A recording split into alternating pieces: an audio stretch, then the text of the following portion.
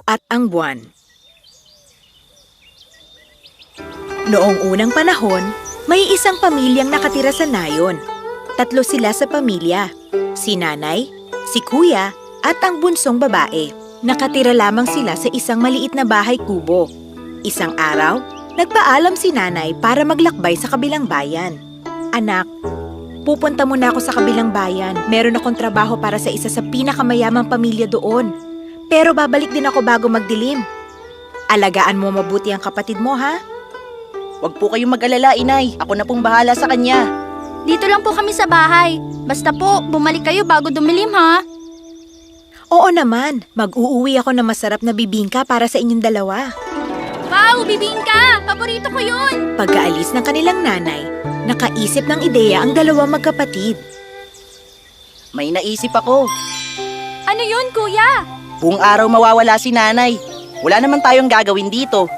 Siguro mas maganda kung sorpresahin natin siya pag uwi niya. Magandang ideya yan! Pero paano?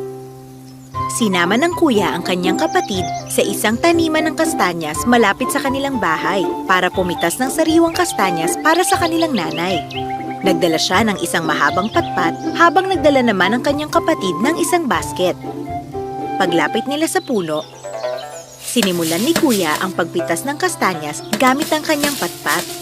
Kailangan lang nating alugin ng sanga para makuha natin ang lahat ng bunga ng puno. Hindi na natin kailangang umakyat pa. Oo nga! Tapos sasaluin ko na lang sila ng aking basket para makarami tayo! Napuno nila ng kastanyas ang kanilang basket at naglakad na sila pauwi. Binalatan nila ang mga kastanyas. Isa-isa nilang tinanggal ang balat at inipon ang matatamis na mga bunga. Gusto sana itong tikman ng bunsong kapatid, ngunit hindi siya pinayagan ng kanyang kuya. Wow! Ang sarap naman yan! Pwede bang matikman yan? Teka, hindi. Lulutuin pa natin ito at ibibigay kay nanay. Kaya wag muna natin tong kainin. Nakalimutan mo na bang sorpresa natin ito para sa kanya? Oo nga! Pumasok na tayo para magluto! Palubog na ang araw at nagmamadali ng umuwi ang kanilang nanay. Nag-aalala siya para sa kanyang mga anak. Buong araw kong iniwan ng walang kasama ang aking mga anak. Sana mabuti sila at nakakain sila sa tamang oras. Binilisan pa niya ang paglakad habang patuloy na iniisip ang kanyang dalawang anak.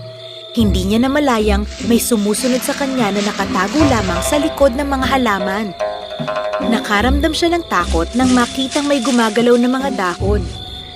Lalo pa niyang binilisang lumakad, ngunit isang tigre ang lumundag sa kanyang harapan. Kanina pa kita sinusundan sa paglalakad mo. May naamoy ako mabango sa dala mong basket. Kung di mo na itatanong, nagugutom na ako. Ano lang to? Mga bibingka? Bibingka. Gusto ko yan. Lagi ako naglalaway diyan. Sa'yo na lang lahat yan kung yan ang gusto mo. Siyempre gusto ko. Akin na yan lahat. At gutom na ako. At binigay ng nanay ang mga bibingka sa tigre. Agad siyang tumakas habang kumakain ito. Tumakbo siya sa kabilang direksyon at naghanap ng daan pabalik sa bayan. Pero nahuli siya muli ng tigre. Hindi ka basta-basta makakatakas sa akin. Pero binigay ko na sa'yo lahat ng bibingka. Hindi totoo yan. Mukhang may tinira ka pa. Dahil may naamoy pa ako. Nasaan na? Akin na yan. Nagtira lang ako ng dalawa para iuwi sana sa mga anak ko. Paborito rin nila yan eh. Akin na yan. Ibigay mo sa akin yan o ikaw ang kakainin ko. Ito na! Kunin mo na at pakawalan mo na ako. Hinihintay na ako ng mga anak ko. Binigay ni nanay ang dalawang bibingkang tinago niya sa kanyang bulsa. Tumakbo siyang muli habang kumakain ng tigre. Mabilis siyang tumakbo, ngunit mas mabilis pa rin ang tigre at naabutan siya nito.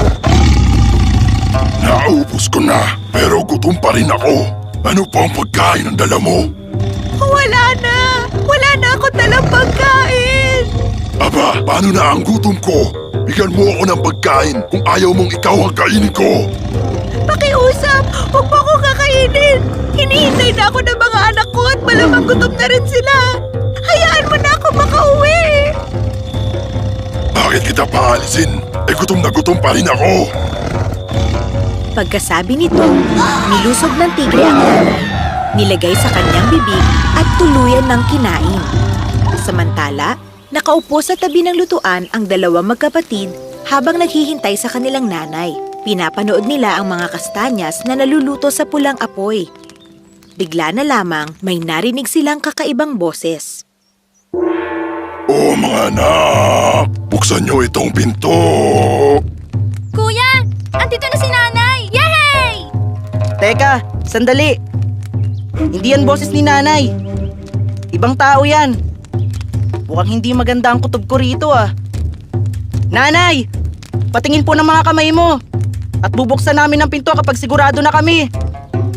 Ngunit hindi si nanay ang kumakatok sa pinto, kundi ang tigre. Aba, matalino itong batang to, pero mas matalino pa rin ako. Tinignan ng tigre ang kanyang palad at may bakas pa ito ng bibingka. Pinakita niya ito sa butas ng pinto. Naniwala ang magkapatid at binuksan ang pinto. Ngunit laking gulat nila na makita ang tigre sa labas nito.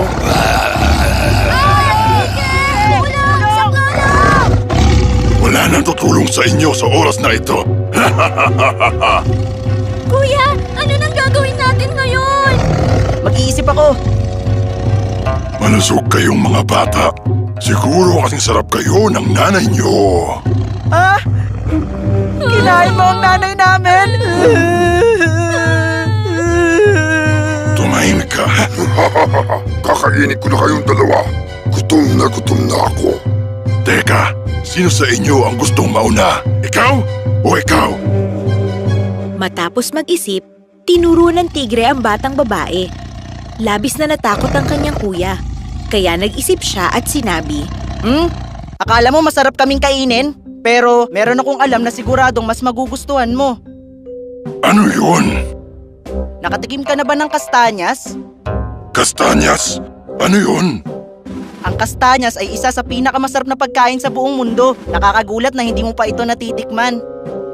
Akin na yan. Gusto kong kumain ng kastanyas. Oo ba? Napakasarap nito. Malilamnam at talaga namang katakam-takam. Ito, pinagluto ka namin ng marami. nasabik ang tigre nang makita ang kastanyas na nasa lutuan. Tumindi ang kanyang gutom sa kanyang nakita. Nilapat niya ang kanyang bibig sa mainit na lutuan at napaso siya nito. Sumigaw siya ng sumigaw, pero walang tumutulong sa kanya. Ang init! Tulong! Tulungan niyo ako! Nasusunog ang tila ko! Masakit! Tulong! Tulong! Napahamak ang tigre dahil sa kanyang kasakiman. Nasunog ang kanyang bibig at kamay. Sinamantala ng magkapatid ang pagkakataon upang tuluyang makatakas mula sa tigre. Tumakbo sila sa likod bahay at umakyat sa isang puno. Ilang saglit pa, lumabas na ang tigre. Hinahanap niya ang dalawang bata. Kuya, gaano katagal dapat tayo dito sa taas ng puno? Baka mahuli rin niya tayo at kainin. Huwag kang mag-alala, dito lang muna tayo. Pero kuya, natatakot ako. Kakainin tayong dalawa ng tigre. Kaya huwag kang maingay para hindi niya tayo marinig at mahuli. Kaya tahimik silang nanatili sa puno. Galit na galit ang tigre dahil niloko siya ng dalawang bata at napaso pa ang kanyang bibig. Hinanap niya ang magkapatid sa lahat ng sulok sa loob at labas ng kanilang bahay. Saan kaya sila nagpunta? Malamang nagtatago lang sila dito. Hindi sila makakapaglakbay sa dilim. Hahanapin ko sila at kakainin.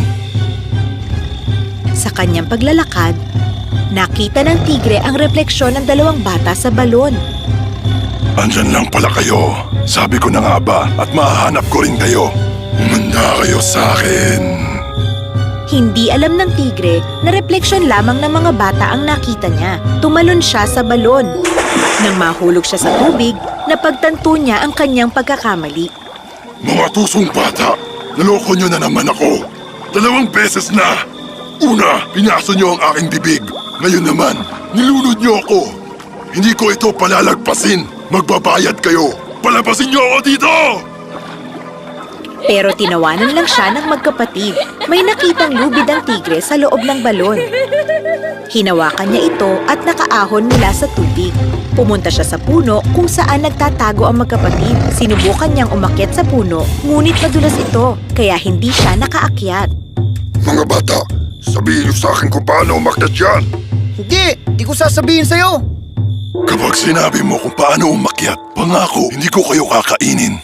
Ginamit namin yung palakol para makaakyat ng puno. Naku, bakit mo sinabi sa kanya? Hindi natin siya pwedeng pagkatiwalaan. Tama kang bata ka, kaya magtago na kayo dahil aakyat na ako at kakainin ko kayo. Nakita ng tigre ang isang palakol at nagsimula siyang umakyat sa puno. Natakot ang dalawang magkapatid. Kaya nagdasal ang batang lalaki. Panginoon, bigyan niyo po kami ng matibay na lubid kung kagustuhan niyong mabuhay kami. O isang marupok na lubid kung dapat na kaming mamatay. Panginoon, tulungan niyo po kami. Kuya, tingnan mo! May lubid! Salamat po, Panginoon. Salamat po! Inabot ng magkapatid ang lubid at hinila sila nito paakyat sa langit. Pagdating ng tigre sa puno, nakita niyang lumilipad ang dalawang bata, kaya lalo siyang nagalit. Dapat ba magdasal din ako? Ay nako, sige na nga. Gusto ko nang kainin ng magkapatid na yon. Panginoon, bigyan mo ako ng lubid para magawa ko ang gusto ko o marupok na lubid kung dapat ako mamatay. At dumating nga ang lubid. Masayang kumapit dito ang tigre. Inakyat siya ng lubid papunta sa langit, ngunit hindi rin ito nagtagal. Sa kanyang paglipad, nakita ng tigre na marupok ang lubid. Unti-unti itong naputol at nahulog ang tigre sa kanyang kamatayan. Patuloy naman sa pag-akyat sa langit ang magkapatid. Pinasbasan sila ng Diyos upang maging araw at buwan, para magbigay ng ilaw sa bawat araw at gabi. Cut.